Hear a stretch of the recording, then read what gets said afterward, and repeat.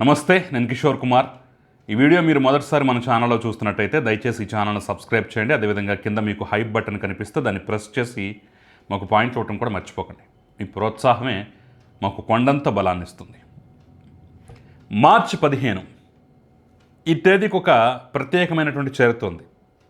సహజంగా ప్రతి సంవత్సరం ఈ తేదీ రోజున ఎక్కడ లేని ఉత్సాహంతో ఒక అగ్రెసివ్ మోడ్లోకి వెళ్ళిపోయి తెలుగుదేశం పార్టీ సోషల్ మీడియా స్వైర విహారం చేసేది.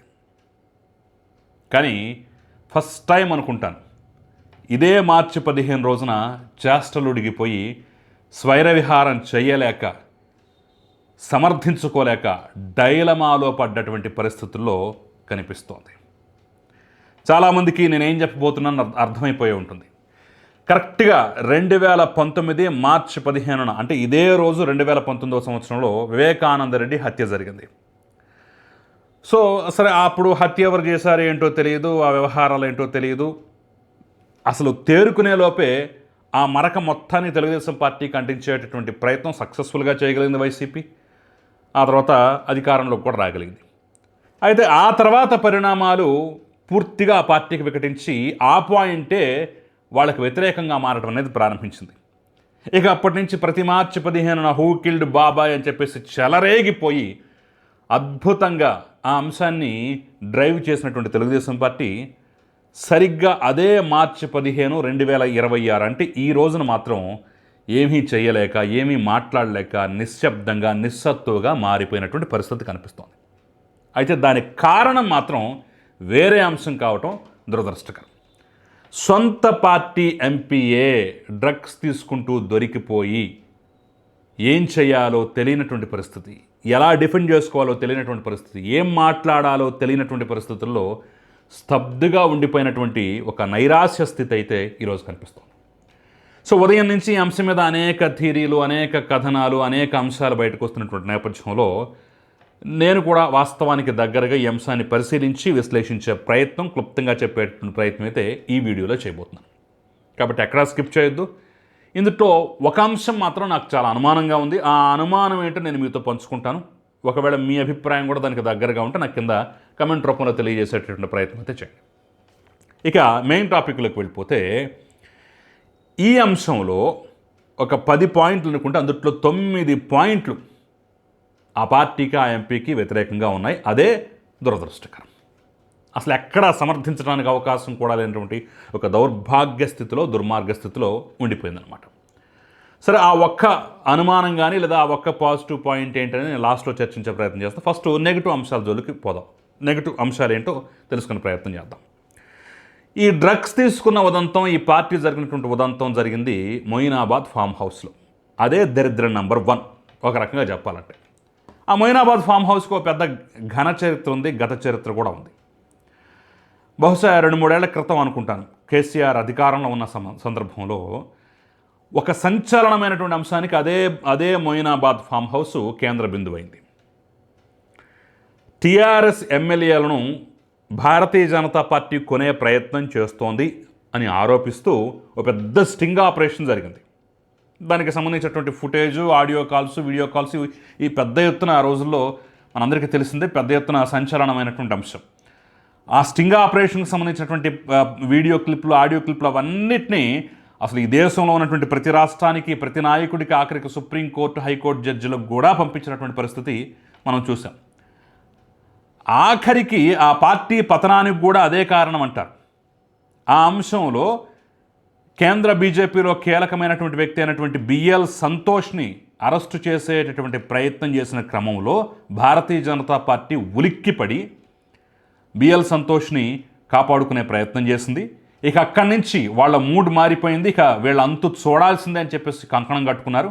ఆ తర్వాత లెక్కర కేసు కానీ మిగతా అంశాలు కానీ వరుసగా వచ్చిపడి ఆ పార్టీ పూర్తిగా పతనం కావడానికి కారణమైందని చెప్పేసి కూడా చెప్తూ ఉంటారు. సో ఆ సంఘటనకు కేంద్ర బిందువైనటువంటి అదే మొయినాబాద్ ఫామ్ హౌస్లో ఈరోజు ఈ పార్టీ పేరుతోటి జరిగినటువంటి తంతు నిజంగా దారుణం, దుర్మార్గం. నంబర్ 2, పుట్ట మహేష్ యాదవ్, యనమల రామకృష్ణుడు అల్లుడు. అదేవిధంగా వాళ్ళ నాన్న కూడా పేరున్నటువంటి రాజకీయవేత్త. అంటే 2 వారసత్వాలు రెండు వారసత్వాలు కలిసినటువంటి ఈ యొక్క యువనేత అనూహ్యంగా ఏలూరు ఎంపీ టికెట్ తెచ్చుకోవటం, గెలవటం, గెలిచిన తర్వాత వ్యతిరేకంగా ఉంటుందేమో పరిస్థితి అనుకున్నది కాస్త తన పనితీరుతోటి పాజిటివ్గా మలుచుకుంటున్నటువంటి సందర్భంలో, మంచి పేరు తెచ్చుకుంటూ అందరి నోళ్లలో నానుతున్నటువంటి సందర్భంలో ఇలాంటి దౌర్భాగ్యపు స్థితిలో దొరకటం అనేది నిజంగా దుర్మార్గం, నిజంగా దారుణమైనటువంటి పరిస్థితి. నంబర్ 3, స్నేహాలు. మీరు ఎవరితో స్నేహం చేస్తున్నారు మహేష్ గారు? కాస్త గుండె మీద చేసుకుని మాట్లాడుకుందామా?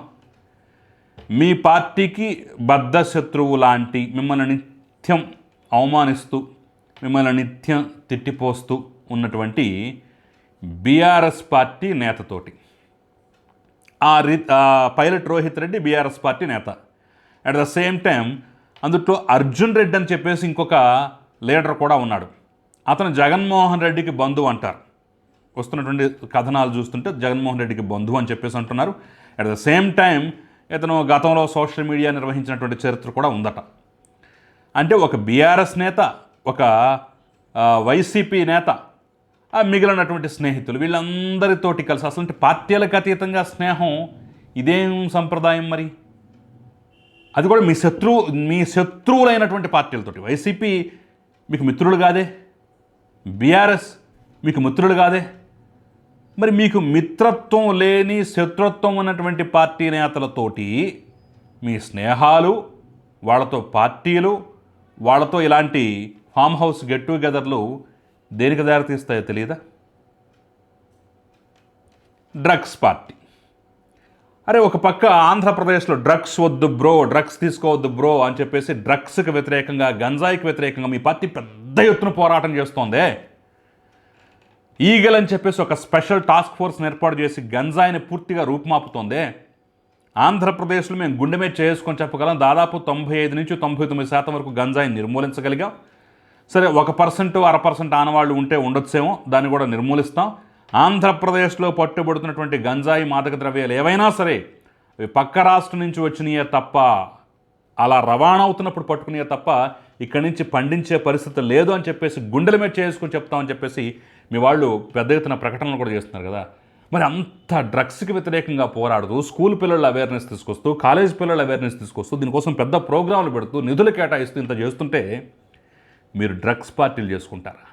ఎంతటి దుర్మార్గం, ఎంతటి దారుణం. అరే, సామాన్యం అసలు ఈ ఫామ్ హౌస్లో ఏం జరుగుతుందనేది తెలియదా? తెలియనటువంటి పిచ్చివాళ్ళు కాదు కదా మీరు, తెలియనటువంటి అమాయకులు కాదు కదా.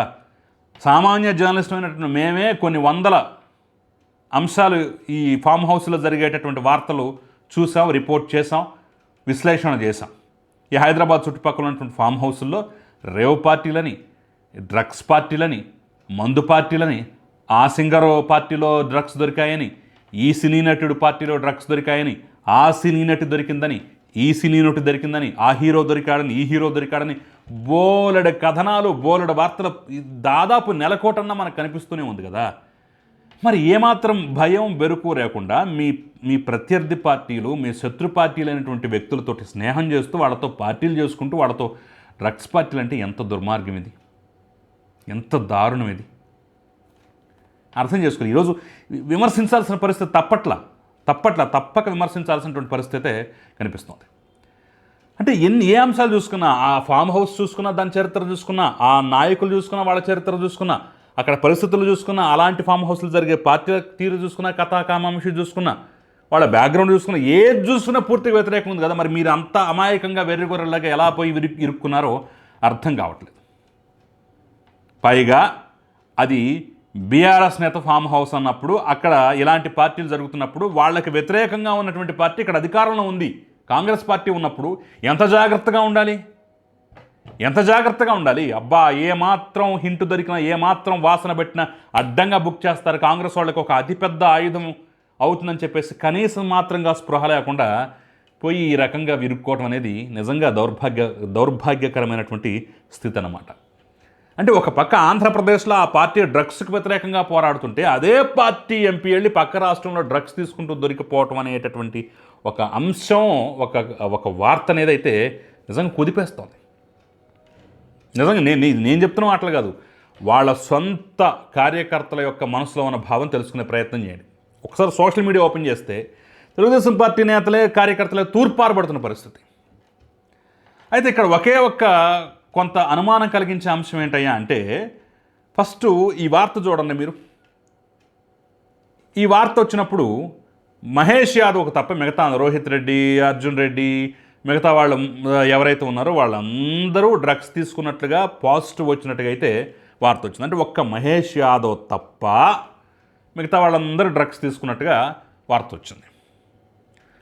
కట్ చేస్తే ఒక 2 గంటల తర్వాత 3 గంటల తర్వాత మహేష్ యాదవ్ కూడా పాజిటివ్గా వచ్చినట్టుగా వార్త వచ్చింది. ఇది ఆశ్చర్యం కలిగిస్తోంది, అనుమానం రేకెత్తిస్తోంది. ఎస్, అందరితో పాటు మహేష్ యాదవ్ కూడా పాజిటివ్ వచ్చిందని చెప్పేస్తే, మహేష్ యాదవ్ కూడా పాజిటివ్ వచ్చేసిందని చెప్పేసి అనౌన్స్మెంట్ వచ్చేస్తే ఇక సరే ఆ కథ వేరే ఉండేదాం, ఆ వ్యవహారం వేరే ఉండేదాం, అసలు ఇక పూర్తిగా విరుద్ధమైనటువంటి అంశం.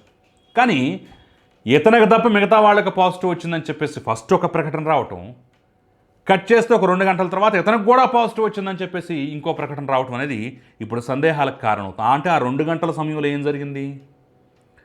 సో ఈగల్ ఎస్పీగా ఉన్నటువంటి గిరిధర్ చెప్పేది ఏంటంటే, మేము అక్కడ టెస్ట్ చేసినప్పుడు ఇతనికి పాజిటివ్ రాలేదు, నెగిటివ్ వచ్చింది, కానీ మాకు బ్లడ్ టెస్టులు కూడా అవసరం పడతాయని చెప్పేసి మేము భావించాం, అందుకనే తీసుకొచ్చి తర్వాత అందరికీ బ్లడ్ టెస్టులు చేసాం, బ్లడ్ టెస్టుల్లో పాజిటివ్ వచ్చిందని చెప్పేసి తర్వాత మీడియాతో చెప్పడం అనేది జరిగిపోయింది. అంటే ఇక్కడే అనుమానాలు. అంటే ముందు రాని పాజిటివ్ ఒక 2 గంటల తర్వాత ఎందుకు వచ్చింది? ముందు చేయనటువంటి టెస్టులు ఆ తర్వాత ఎందుకు చేయాల్సి వచ్చింది? మరి అదేదో ముందే చేయొచ్చు కదా, లేదంటే బ్లడ్ టెస్ట్ కూడా కన్ఫర్మ్ చేసుకున్న తర్వాతే మీరు రిపోర్ట్ బయటికి పంపించవచ్చు కదా. ఫస్ట్ ఏమో ఇదిగో వీళ్ళ నలుగురే ఇతనికి రాలా అని చెప్పడం ఎందుకు? ఆ తర్వాత లేదు మేము ఈ టెస్ట్ చేయలేదు, ఈ టెస్ట్ కూడా చేసిన తర్వాత ఇతనికి కూడా వచ్చిందని చెప్పేసి చెప్పడం ఎందుకు? అదేదో పూర్తి స్థాయిలో కన్ఫర్మ్ చేసుకున్న తర్వాత చెప్పొచ్చు కదా అనే అనుమానం వస్తున్నటువంటి క్రమంలో ఈ 2 గంటలు ఏం జరిగింది? ఏం చేశారు? ఏమన్నా మ్యానిపులేట్ చేశారా? మ్యానిపులేట్ చేసే ప్రయత్నం ఏమన్నా చేశారా అని చెప్పేసి అనుమానాలు అయితే వస్తున్నాయి. అయితే ఈ అనుమానాలను అంత తేలిగ్గా కొట్టి పారేయడానికి లేదు. నిజంగా అతను శుద్ధపోసని నేను చెప్పట్లా, అసలు ఏం తెలియని అమాయకుడని చెప్పేసి నేను చెప్పేటటువంటి ప్రయత్నం చేయట్లా. కానీ మొదటి గంటలో ఉన్న రిపోర్ట్ 2 గంటల తర్వాత ఎందుకు మారింది? మొదటి గంటలో ఉన్నటువంటి అనౌన్స్మెంట్ 2 గంటల తర్వాత ఎందుకు మారిపోయింది? మొదట ఆ టెస్ట్ ఎందుకు చేయలేదు, తర్వాత ఎందుకు చేయాల్సి వచ్చింది? ఈ అనుమానాలు మాత్రం నివృత్తి చేయాల్సినటువంటి బాధ్యత అయితే పోలీస్ శాఖ మీద ఉంది. ఇక ఫైనల్గా చెప్పేది ఏంటంటే, మరి ఇంత చెడ్డ పేరు వచ్చినటువంటి నేపథ్యంలో తెలుగుదేశం పార్టీ కూడా క్విక్ రియాక్షన్ ఉండాల్సిందే. పెద్ద కుటుంబం, పెద్ద రాజకీయ నేపథ్యం అనేటటువంటి అంశాలు కాసేపు పక్కన పెట్టి నైతిక బాధ్యతగా చర్యలు తీసుకోవాలి. ఒకవేళ రేపటి రోజున అతను క్లీన్ చిట్తో బయటపడితే ఆ వ్యవహారం వేరు, ఆ కథ వేరు. కానీ ప్రస్తుతం అందరి వేళ్ళు మీ వైపు చూపిస్తున్నాయి కాబట్టి సరైనటువంటి చర్యల దిశగా పార్టీ అడుగులు వేయాలి. ఎందుకంటే ఇది నేను చెప్తున్నటువంటి అంశం కాదు, మీ పార్టీ సొంత కార్యకర్తలే సోషల్ మీడియాలో ఏం రాస్తున్నారో చూడండి. వాళ్ళ అభిప్రాయాలు, వాళ్ళ మనోభావాలు నేను పోసుకొచ్చినట్టు చెప్తున్నాను. నేను కొత్తగా ఇందులో తవ్వి తీసింది ఏం లేదు, వాళ్ళు అనుకుంటున్నటువంటి అభిప్రాయాలు.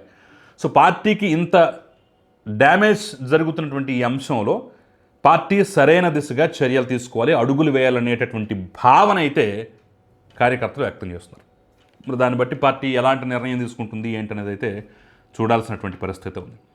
సో మొత్తానికి దీన్ని బట్టి రాజకీయ నాయకులు నేర్చుకోవాల్సిన అంశం ఏంటంటే, మీ పార్టీలు మీ సిద్ధాంతాలను పక్కన పెట్టేసి రాజకీయాల్లో ఇవన్నీ కామన్, పార్టీలకు అతీతంగా స్నేహం చేసుకుంటాం, పార్టీలకు అతీతంగా పార్టీలు చేసుకుంటాం, పార్టీలకు అతీతంగా అంటగాగుతామంటే ఇలాంటి దుర్మార్గపు పనులు చేసేటప్పుడు మిమ్మల్ని కూడా లాగుతారు, మీ పరువు కూడా పోతుంది, మీరు కూడా అభాస్పాలు అవుతారు. మీరు అవటమే కాదు, మిమ్మల్ని నమ్మి టికెట్ ఇచ్చి మిమ్మల్ని మోస్తున్నటువంటి మీ పార్టీ నేతలు, కార్యకర్తలు, అధిష్టానం కూడా అభాసు పాలయ్యేటటువంటి పరిస్థితి ఉంటుంది.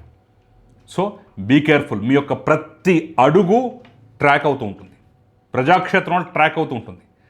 దాన్ని విడిచి మీ వ్యక్తిగత బలహీనతలతోటి, మీ వ్యక్తిగత సరదాలతోటి ఇష్టం వచ్చినట్టుగా ప్రవర్తిస్తామంటే రాజకీయాల్లో ఎదురు దెబ్బలైతే తప్పు. చూద్దాం మరి ఏం జరగబోతుందో. సో ఈ అంశం పట్ల మీ అభిప్రాయం ఏంటనేది అయితే నాకు ఫస్ట్ కమెంట్ రూపంలో తెలపండి. ఆ తర్వాత ఈ వీడియో నచ్చినట్టయితే 10 మందికి షేర్ చేయండి. Thank you very much.